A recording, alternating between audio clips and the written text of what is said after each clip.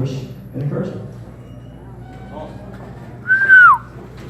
Actually, that segues us into the next thing. So let's say that you're that first person who was doing single first and wanted to transition into multi.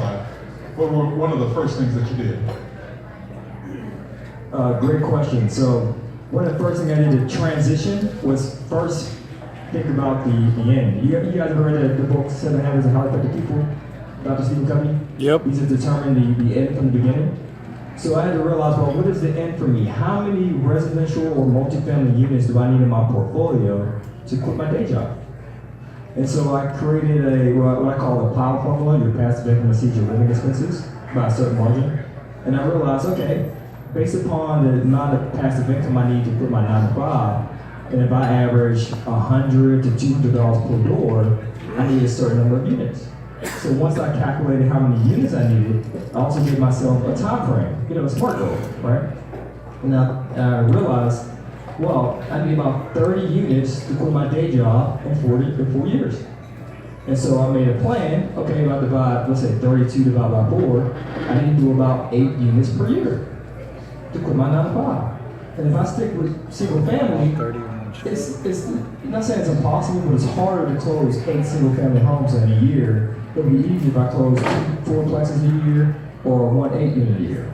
And then I started to break it down. So I took a big audacious goal, determined it from the beginning, and started breaking it down to actionable steps. So I can close a deal every 6 months. Nice.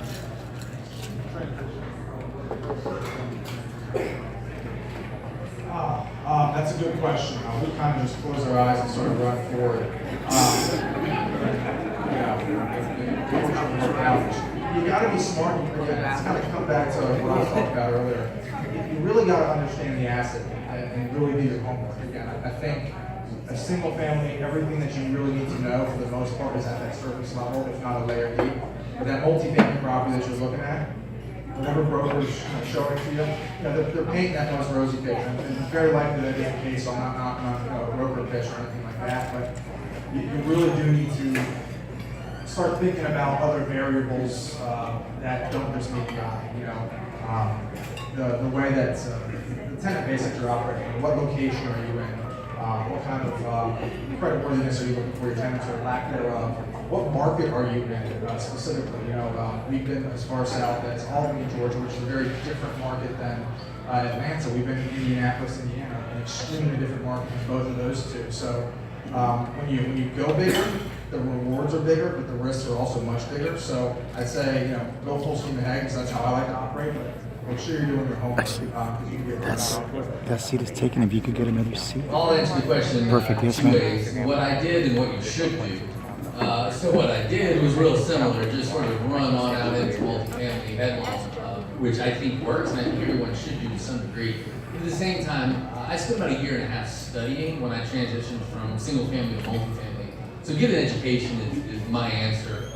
Try and find some gurus or some people that teach that you like and that have good, honest information, and don't be afraid to spend a little bit of money on an education. You're gonna get what you pay for. But at the same time, vet that person you're talking to. Really get some online resume, get some feedback. Go to rip-off reports. There are a lot of teachers out there right now that are not exactly credible teachers, and they're charging a lot of money. So be careful of that. It's kind of the way the education market cycles. But you get an education. I'm a teacher. I've been teaching real estate for about 10 years, and I've had hundreds of students. So the ones that study and the ones that treat themselves like a business are typically the ones that make it. The ones that, like these guys, that set up systems and they start learning, but also treating themselves in deal flow in markets like a business. Those are the students of mine that became successful. So that's what I would suggest. Before I answer this question, by show of hands, how many are in the room that's currently investing in single family and looking to transition into multi? Now I can answer the question properly.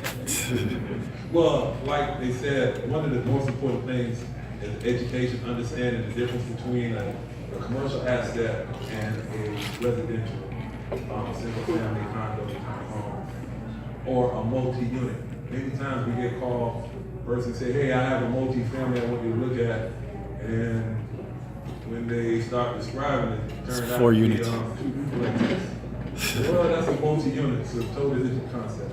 So a multifamily is 5+ units. Or not. One of the biggest differences is that when you're qualifying for a commercial transaction, we don't look at you, I don't care about your W-9, your W-2 at all. I don't care about if you make $1 million a week on your job. What we're focusing on, can this asset pay for itself? Can the cash flow? It's about the I asset. don't look at the DTI, I look at the debt service coverage ratio. DSCR. Can this property pay for itself? So you say, well, you know, I make really good money and I have a 700 credit score. That's great. But if this property cannot pay for itself, we do not have the deal. So a couple of things you need to keep in mind when you're contacting myself or any lender pertaining to multifamily transaction. One, what is your strategy? When I look at this property, what am I going to do with it? Is this property, what's the vacancy on it? Is it 50% vacant? Is it 60% vacant? When was the last time some CapEx was done to you? When I say CapEx, I'm talking about in the residential space, we're talking about renovation, rehab. So when was the last time the property was upgraded? What are they asking for? What is the neighborhood rate? What is the absorption rate? Meaning that in this area, is it running at 95% occupancy? Is it running at 100% occupancy? So these things are extremely important for you to be successful in that endeavor. Number two, what am I bringing to the table? What's my experience in this? Did I go to Georgia Ria and take the fix and flip class and now I'm gonna cash in my 401k and I'm gonna buy a 50-unit property? You're good. And I have 200K, I'm gonna try to leverage it out. You know, normally you wanna have experience. A multifamily has many different parts and many different layers that you have to go through. You know, one thing, you know, some people may lease the property up just so they can say they have cash flow coming in. But as you do your due diligence, you find out that you have a bunch of different tenants. So now you bought an asset coming in the first 90 days, you have to evict all your tenants. Because now no one wants to pay. So now you don't have any cash flow, you don't have any reserves. So all these things are important. And having something that Bill said earlier, when you're investing in multifamily, it gives you a chance to bring on other investments. Depending on the size of the deal, the scope, and your return on investment on that deal. So you can add, say you have the cash but no experience. But Bill is looking to do a joint venture with someone. He doesn't mind. So he said, okay, we come here, we can do this deal together. So what's going to be my strategy? We hold this property for 3 to 5 years. So this is a 5-year play. So in 5 years, I'm going to refinance this property. I'm going to give Bill his 100K back plus the 25% return on this investment. That's a nice return. And I'm gonna hold this as a residual, pass it on throughout the family tree. The next thing you need to have, you know, you can't do anything in a capitalistic society without the good old greenback.